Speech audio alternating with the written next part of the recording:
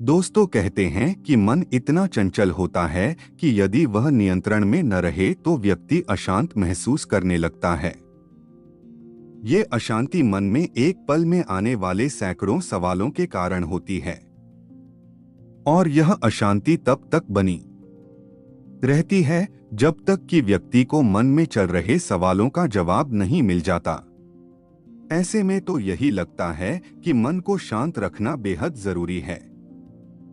लेकिन सवाल यह उठता है कि आखिर हम मन को शांत कैसे कर सकते हैं? गौतम बुद्ध के मुताबिक मन को शांत करने के लिए उसे समझना जरूरी है। दोस्तों, बुद्ध ने बताए बेचैन मन को शांत करने के तरीके। इन 6 चरण को समझें तो आपके बस में होगा मन, उसके साथ मन को समझना आसान होगा और हम उस पर कंट्रोल करने का प्रयास कर सकेंगे। चले शुरू करते हैं। मन को जानने से जुड़ी है बुद्ध की ये कहानी का पहला चरण। एक बार एक व्यक्ति गौतम बुद्ध के पास गया और पूछा कि मन को नियंत्रित करने का पहला चरण क्या है। बुद्ध कहते हैं, अपने मन को समझने का पहला चरण है इसके द्वारा दिए गए लालच की व्यर्थता को देखना समझना।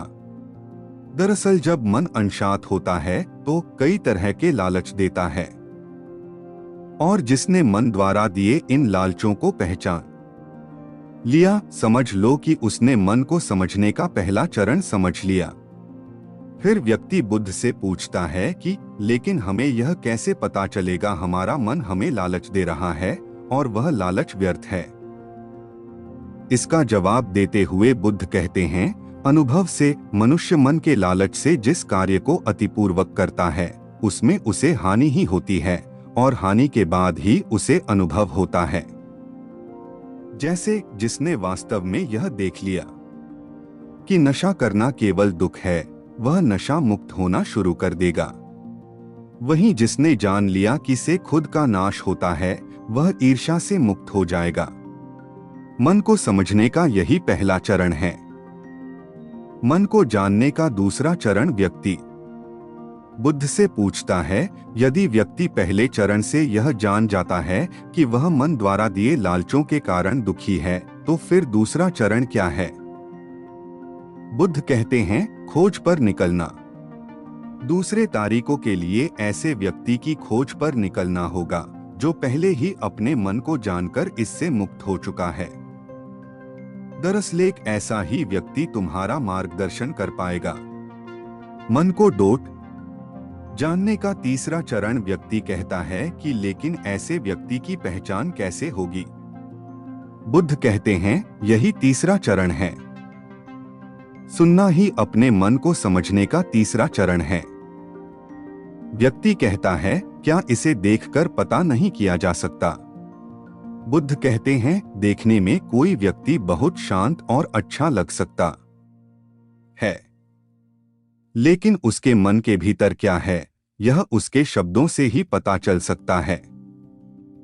लेकिन किसी की बातों पर तब तक विश्वास नहीं करना चाहिए जब तक कि वह तुम्हारे विवेक की कसौटी पर खरा न उतरे। मन को जानने का चौथा चरण गौतम बुद्ध कहते हैं कि कर्म ही मन को समझने का चौथा चरण है। खुद को जानने के लिए सही दिशा में कर्म करना जरूरी है, लेकिन कर्म करते हुए व्यक्ति हर बार 2 गलतियां करता है। पहली गलती यह कि शुरुआत ही नहीं करना और दूसरी गलती यह कि पूरा रास्ता तय न करना। इन दोनों ही गलतियों के पीछे हमारा मन होता है। व्यक्ति अपने कर्म को पूरा इसलिए नहीं कर पाता क्योंकि वह सोचता है कि मैं कल से शुरुआत करूंगा तो कोई यह सोचता है कि मैं असफल हो जाऊंगा। इन गलतियों का मुख्य कारण है जागरूकता की कमी। इसके बिना मन व्यक्ति को सही दिशा में चलने ही नहीं देता। मन को जानने का 5वां चरण गौतम बुद्ध कहते हैं कि मन को डोट जानने और समझने का 5वां चरण है जागरूकता। इसीलिए हर कार्य को जागरूकता के साथ करें। बिना जागरूकता के साथ किया गया कार्य या फिर जिया गया क्षण मृत्यु के समान है। व्यक्ति बुद्ध से पूछता है, अपने जागरूकता के स्तर को कैसे बढ़ाया जा सकता है? बुद्ध ने जवाब दिया, ध्यान से। मन को जानने का छठा और अंतिम चरण ध्यान ही मन को जानने, समझने और नियंत्रित करने का अंतिम चरण है। यानी ध्यान ही वह नाव है जिस पर बैठ मन रूपी नदी को पार किया जा सकता है। जिस व्यक्ति ने इन शुरुआती 5 चरण से मन को जान लिया, उसने अपने मन को जीत लिया, उस पर काबू पा लिया।